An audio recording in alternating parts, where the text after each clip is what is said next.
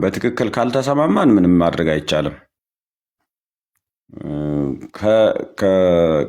ከሰሙ ግን መጽሐፍ አለን፣ መጽሐፉ ይነበባል፣ ትርጉም አለን፣ እንተረጉማለን፣ እኛንን የምንተረጉመው። ከዛ እነሱ የሚተረጉሙትን በራሳቸው መንገድ የተረዱትን ይነግሩናል። ትክክለኛውን ነገር እኛ የምናምነውን የምንረዳውን እናስረዳለን። ከዛ ውጪ አላፊው ግን ምንም የሚያመጣው ነገር የለም። ምንም ሰይጣንን እንጂ ሰውን ደስ አያሰኝም፣ እግዚአብሔርን ደስ አያሰኝም፣ ሰውንም አይጠቅምም፣ አያድንም። ለሰይጣን ግን እድል ይሰጠዋል። ሰውን ለመጥቀም እንዳይቻል የእግዚአብሔር ማዳን እንዳይነገር እድል ይሰጠዋል። ለጭቅጭቅ ይጋለጣል ማለት ነው።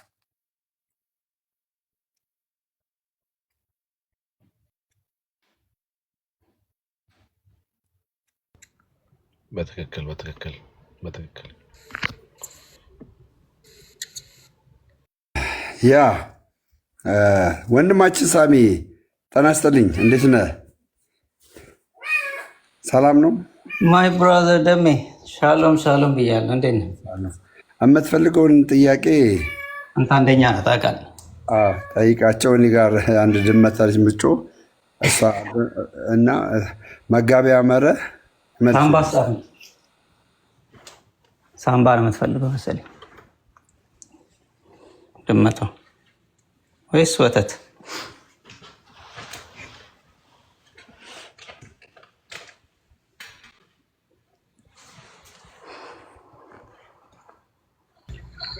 ሳሚ ጌታ ነህ ኦርቶዶክስ ነህ? ሳሚ እኔ እንኳን የምልህ ይሄ ዲናሚኔሽን ነገር በጣም ብዙም አይመቸኝም። አሜን ተዋህዶ ነው የተዋህዶ ልጅ ኦፍኮርስ በኦርቶዶክስ ነው ያደግኩት። አሁን የምትቀይረውም አይደለም ኦርቶዶክስ ብዙ ባለውለታችን ለሁላችንም። ምክንያቱም ስታድግባት ብዙ ነገር ትማርበታለህ እና ግን በዚህ ነህ በዛ ነው የሚለው ነገር ሳይሆን ብዙ ጊዜ ኢቨን ዲናሚኔሽናል የሆንኩበት ሲቹዌሽን ነው በአሁኑ ሰዓት። ምክንያቱም እግዚአብሔር ከሃይማኖት በላይ ኢየሱስ ከሃይማኖት በላይ ነው ብዬ ያመንኩበት ጊዜ ስለሆነ ነው። እሺ እና ይሄ ማለት ላይክ አንዱን ቤተ እምነት አለመውደድ ወይ ደግሞ ማሳነስ አይደለም። ባይዘወይ እንደዛ የሚያደርግ ክርስቲያን ካለ እውነቴን ነው የምልህ፣ ለምሳሌ ኦርቶዶክስ ሆኖ ሌላውን ሃይማኖት ያነሰ ነው የሚል ወይም ፕሮቴስታንት ሆኖ ኦርቶዶክስን ያነሰ ነው የሚል እኔ እሱ ክርስቲያን ነው ብዬም አንድ ነው ምንሽናለህ ማለት ነው። አዎ ተሐድሶ ነህ ምናምን እንትን ነው ሌበል አላረግም ራሴን እዚህ እዛ ነኝ አለም ክርስቶስ ብቻ የሚመለክበት ቦታ አመልካለሁ። ምክንያቱም እንደዚህ ምን ይሆናል መሰላችሁ? ለምሳሌ ምልክ አሁን አንተ የምትለው እንትን ዋናው ዓላማዬ ምንድን ነው? የኔ ዋናው ዓላማዬ መዳን ነው። እዚህ ውስጥ ያላችሁ ሰዎች እንደኔ ዋናው ዓላማችሁ መዳን ነው። ኦርቶዶክስ ውስጥ ሆናችሁ ከዳናችሁ ተመስገን። ፕሮቴስታንት ውስጥ ሆናችሁ ከዳናችሁ ተመስገን። ኦፍኮርስ ሙስሊም ውስጥ ሆነው የዳኑ ሰዎች አሉ ኢየሱስን እያመለኩ፣ ግን እዛ ውስጥ ደግሞ ገብተው እንትን የሚያደርጉ ማለት ሰዎችን እንትን ይቅርታ እና መጀመሪያ ስለ አንተ ህይወት ነው ዋናው። ለሰው ኮንፎርሜሽን ከመስጠት አንተ ለምን ወደ ኢትዮጵያ ኦርቶዶክስ ተዋሕዶ ቤተክርስቲያን አትቀላቀልም? ለምን ህብረት አታደርግም? ለምንድነው እንደዛ ብዬ የምልህ? ለምንድነው ወደ ኦርቶዶክስ ምጠራኝ ካልከኝ መጽሐፍ ቅዱስ የዮሐንስ ራእይ ምዕራፍ 1:7 ላይ ከሆነ ኤስያ ላሉት ለሰባቱ አብያተ ክርስቲያናት ብሎ ስፔሲፊክ አድርጎ ኢየሱስ ራሱ ይናገራል። ስለዚህ እዚህ አብያተ ክርስቲያናት አንተ መግባት አለብህ። ኤስያ ላሉት ክርስቲያኖች አላለም። ገባ? ኤስያ ላሉት ክርስቲያኖች አላለም። አብያተ ክርስቲያን ነው ያሉት። ሰው አንተ አብያተ ክርስቲያኖች ውስጥ ለምን አትቀላቀልም? ካልገባሁ አልዳንክም እያልከኝ ነው? ካልገባህ እዛ ውስጥ ካልገባህ አልዳንክም መልስልኝ ጥያቄ መጀመሪያ። አንድ አዳም ካልገባህ አልዳንክም የሚለውን ነገር ለምን እንዳልዳንክ እነግርሃለሁ። ለምን እንዳልዳንክ ማለት ነው። ለምንድነው እንዳልዳንክ የምነግርህ? መለያየት በሚለው የእግዚአብሔር ቃል ወይም ደግሞ አድመኝነት በሚለው የእግዚአብሔር ቃል ተወጥረሃል፣ ተይዘሃል። ይሄ አድመኝነትና መለያየት አንተ ዘንድ ካለ ደግሞ አንተ መንግስተ ሰማያት አትገባም ስለሚልህ ቃሉ ማለት ነው። ገባ? ስለዚህ ከመለያየት ወጣ ህብረት ወዳለበት ነው ጆይን ማድረግ ያለበት።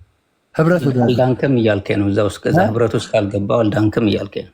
መለያየት ሆነብህ፣ ተለያየህ እኮ አንተ እኮ አልዳንክም እያልከኝ ነው። አድመኛ ሆንክ እኮ አደምክ፣ አድመኛ ነህ።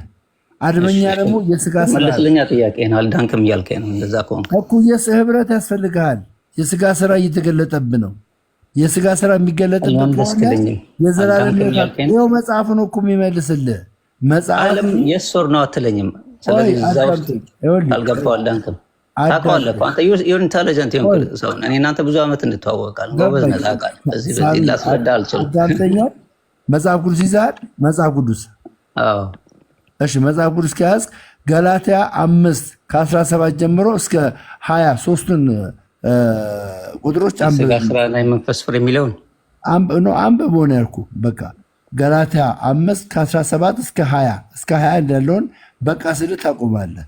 አንብብልኝ ስል ከዛ ራሱ መልሱን ይሰጣል ራሱ ማለት ነው። እሺ አይ ነው አሜን። ስለ ድህነት ከሆነ ገላትያን ማንበብ የለብኝም። ስለ ድህነት አለው፣ ስለ ድህነት ስላለው አንብበው ምን እንደሚል ይነግራል። አንብበው። አዲሱ መደበኛ ይሻላል። አንብበውና ከዛ እነግርሃለሁ። ኦኬ ገላትያ ስንት አልከኝ? ምዕራፍ 5 ከቁጥር 17 እስከ 21። እሺ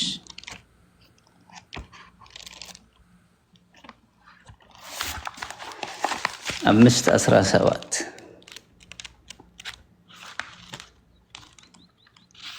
እኮ በአፑ ለምጄ ይሄኛው አልቀይረው። እሺ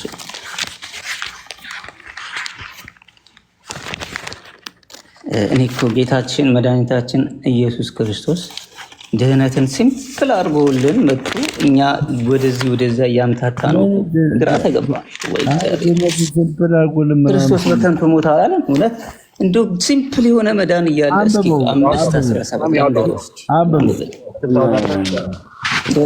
ለምን የምታካብደው አላውቅም። አንብብ ካለ ወይ አላነብም ወይ አነባለሁ ነው። ሳሚ አይ እኔ ነው የሚታረኩ እስክታወጣ ይንኮሻኮሻልና እስክታወጣ ድረስ እኛ ምንበል ሊበራል ፐርስፔክቲቭ በጣም ዳንጀረስ ነው። አሁን ሳሚ ምንድን ነው ያደረገው? ክላሲፋይ ለማድረግ ፈልጎ ሳይሆን ሊበራል የሆነ ፐርስፔክቲቭ ነው ያስቀመጠው። እኔ ሃይማኖት የለኝም ግን በኢየሱስ ድናለሁ። በኢየሱስ ሚውት አድርጋችሁ ነው የጮኸ የተኮሻኮሸ ስለሆነ ለዛ ነው እስክታመጣ ድረስ ነው። ሬዲ ነኝ። ሚውት አታርግ እሺ። ዳስና ስርዓት አይደለም። ሚውት እንዳታርግ ደሜ እንደማያደርገኝ አውቃለሁ፣ ግን አታርግ። እኔ ነኝ ያለህ እኮ እኔ ነኝ ያደረኩህ አለ። ስለረበሸ ነው ሳምዬ፣ ድምፁ ስለረበሸ ነው። እንግዲህ ይላል በመንፈስ ኑሩ ላለው የስጋንም ምኞት አትፈጽሙ። ስጋ መንፈስ የማይፈልገውን መንፈስም ስጋ የማይፈልገውን ይመኛልና እነዚህ እርስ በርሳቸው ስለሚጋጩ የምትፈልጉትን አታደርጉም።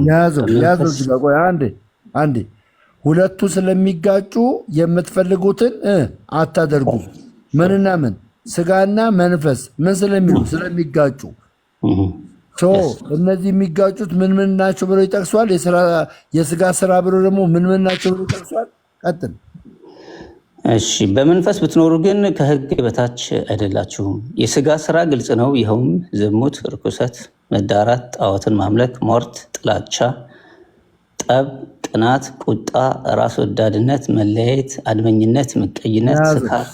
ያዘው መለያየት፣ አድመኝነት ይላል። አንድ ሰው ብቻውን ከሆነ አድመኛ ነው ማለት ነው። የስጋ ስራ ተገልጦበታል። እኔ መታቀፍ አልፈልግም ካለ፣ እኔ መዳኔ ብቻ ይበቃኛል ካለ፣ አየህ በቃ እኔ በክርስቶስ አምኛለሁ ድኛለሁ የሚል ሰው ካለ፣ ብቻዬን መሆኑ ካለ አይሆንም። መጽሐፉ አይሆንም ህብረት አድርግ እያለ ነው። ለምን? እንደዛ የምታደርግ ከሆነ አድመኛ ነህ እያለ ነው። አድመኛ ቆንክ ደግሞ ምንድነህ? መለያየትን የምትወድ ነው የምትሻ ነህ። ከዛስ ምን ይላል? ቀጥል ጨርሰው። እሺ አድመኝነት፣ ምቀኝነት፣ ስካር፣ ዘፋኝነት እንዲሁም እነዚህን የመሰለው ነው። አስቀድሜ እንዳልኩ አሁን አስጠነቅቃቸዋለሁ። እንግዲህ በእንዲህ ሁኔታ የሚኖሩ ሁሉ የእግዚአብሔርን መንግስት አይወርሱም ይላል። በእንደዚህ አይነት ሁኔታ ውስጥ ያለ ሁሉ የእግዚአብሔር መንግስት አይወርሱም ይላል። አየህ፣ በእንደዚህ አይነት ሁኔታ ውስጥ ያሉ ማለት ሁሉንም ማለቱ ሳይሆን አንድ ነገር አሁን ከገለጥከው ውስጥ አንድ ነገር በአንተ ህይወት ላይ ሀፕን ካረገ የእግዚአብሔርን መንግስት አትወርስም እያለ ነው። አያለ አትወርስም እያለ ነው። የእግዚአብሔር መንግስት ለመውረስ መለያየትን ከአንተ ማራቅ አለብህ። አድመኝነትን ከአንተ ማራቅ አለብህ። አየህ፣ ህብረት መናፍቅ ያለብህ ለዚህ ነው።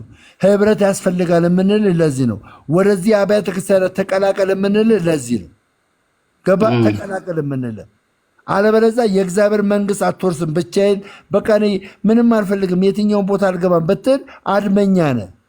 አድመኛ ስለሆንክ የእግዚአብሔር መንግስት አትገባም ነው እያለ ያለ መጽሐፍ ቅዱስ። እና ምን ትላለህ? ወደዚህ ቤተክርስቲያን አትቀላቀልም? አሁን ከዚህ ቃል በኋላ በመንፈስ ብትመሩ ነው የሚለው። እንግዲህ መንፈስ ምንድን ነው ነው? ገብተዋል? አንተ የስጋ ስራ የተገለጠ ነው ብሎ ነው አለም። መንግስተ ሰማያት የማትገባው መንግስተ ሰማያት የማትገባው በተገለጠው የስጋ ስራ ነው አለም አለ። ግን ከላይ ከፍ ብለህ እኮ 18 ላይ አንብበው፣ ከፍም ብለህ ዝቅም ብለህ አንብበው፣ እንደፈለግ አንብብ።